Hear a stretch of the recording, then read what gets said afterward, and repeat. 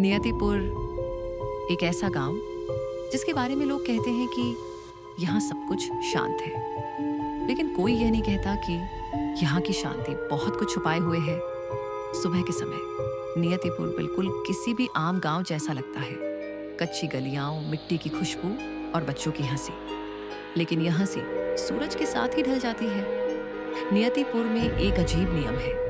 कोई लिखित नियम नहीं, कोई बोर्ड पर लगा कानून नहीं, फिर भी हर कोई उसे मानता है।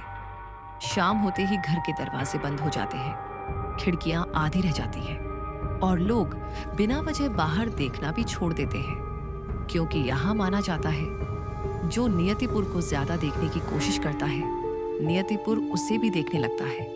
इस गांव में 4 बच्चे रहते हैं। आर्यन, जो चुप रहकर सब कुछ समझने की कोशिश करता है।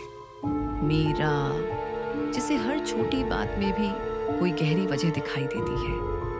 कबीर, जो डर को कमजोरी समझता है और हर चेतावनी को मजाक।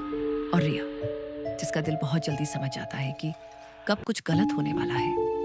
इन्हें अभी तक नहीं पता था कि नियतिपुर ने इन्हें दोस्त नहीं, गवाह चुना है। गांव के बुजुर्ग अक्सर एक बात कहते हैं, ये गांव किसी को सजा नहीं देता, ये सिर्फ याद रखता है। बच्चों को ये बात कभी समझ नहीं आई।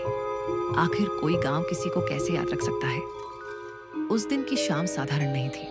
सूरज धीरे धीरे ढल रहा था, आसमान हल्का नारंगी हो चुका था और तभी एक घर का दिया अपने आप बुझ गया।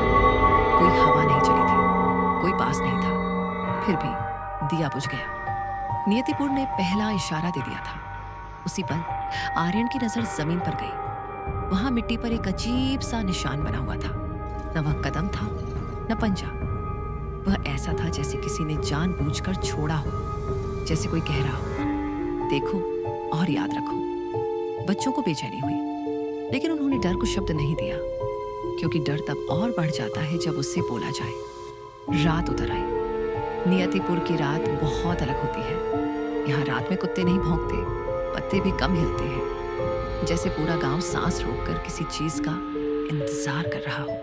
उस रात कदमों की आवाज आई, धीमी, बहुत धीमी। लेकिन जब किसी ने बाहर झांक कर देखा तो रास्ता खाली था, कोई नहीं। और यही बात सबसे ज्यादा डराने वाली थी। गांव के बुजुर्ग सही कहते थे, नियतिपुर पहले चेतावनी देता है, फिर मौका, और अगर मौका समझा न जाए तो कहानी बदल जाती है। वही निशान जो जमीन पर था अब हल्की हल्की चमकने लगा, जैसे मिट्टी के नीचे कुछ जाग चुका हो, जैसे गांव फुसफुसा रहा हो।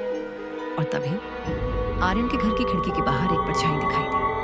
न उसका चेहरा था, बस एक मौजूदगी, एक एहसास कि कोई है जो सब देख रहा है। उस परछाई ने कुछ कहा नहीं, लेकिन उसकी चुप्पी बहुत कुछ कह गई कि यह सिर्फ शुरुआत है, क्योंकि नियतिपुर गलत और सही का फैसला खुद करता है। और आज उसने बच्चों को पहली बार ध्यान से देखा है।